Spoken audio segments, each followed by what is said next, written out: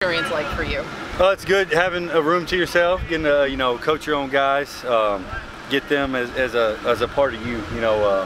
But like you said, I've been with Coach Diaz and been part of this defense for 5 years now, really going back to Mississippi State and Louisiana Tech. So very comfortable in my position and know what is expected of me from Coach Diaz and Coach Rick. So, but it's been good having my own room. How tough is it for the younger guys in this linebacker corps, because their starters are so good, for them to get real experience that they need? And I don't know, there's enough reps to go around, because we did roll threes all camp, so a lot of those guys did get a lot of reps.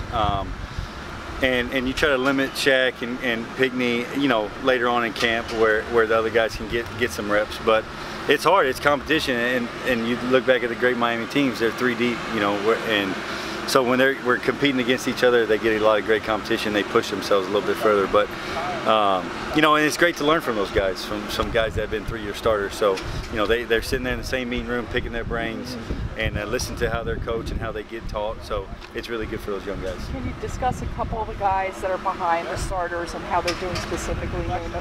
Yeah, in the striker room especially, I got Romeo that I brought over, and he's learning from Zach and really come a long way in this fall camp.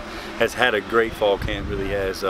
Derek Smith coming down from safety room and learning from Zach and learning more terminology of how we speak in the linebacker room. And then inside, you got Steed and BJ Jennings and backing up 3 older guys in Shaq, Pickney, and Mike Smith. So those guys are really learning from those 3 older guys and guys with a lot of experience, game experience. So the BJ and Steed. Do you hope to possibly get any of them in against LSU? Oh yeah, you'd like to roll. I mean, we want to roll as many as we can without a drop off. And if you got too deep without a drop off, we want to play them, because fresh bodies are live bodies. So they can run around better when they're fresh legs. What's that going to be like playing it against LSU, the first game, as opposed to a different type team and in that environment? I think it's the preparation. Preparation is different when you got a big opponent like that, opening up, national television against the SEC. So we know they're big and tough and physical, and you got to prepare that way every single day. So kind of getting into LSU right now, they just got to prepare and get ready. You really got 2 weeks to get it done. So. But it's more of a mindset that, hey, it's going to be a knockdown, drag-out battle in that first game. So it's not going to be an easy one.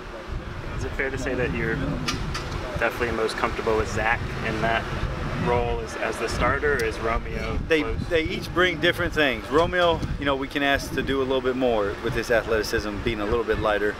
But with a true backer, big sets, yeah, we like Zach still in that role, and I'm glad he's back. He's had a good camp.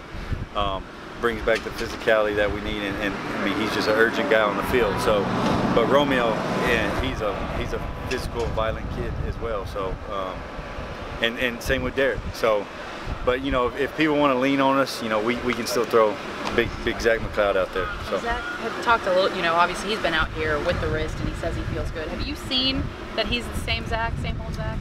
I have. I ask him every day. If I ever see a glimpse of him not wanting to put that wrist on somebody, I ask, was that because of the wrist? And he says absolutely not. So he's landed on it. I've seen him tackle with it, land on it. He says he's good to go, and I believe him. And he's a tough kid. So. Thanks, Coach. Thank you so much.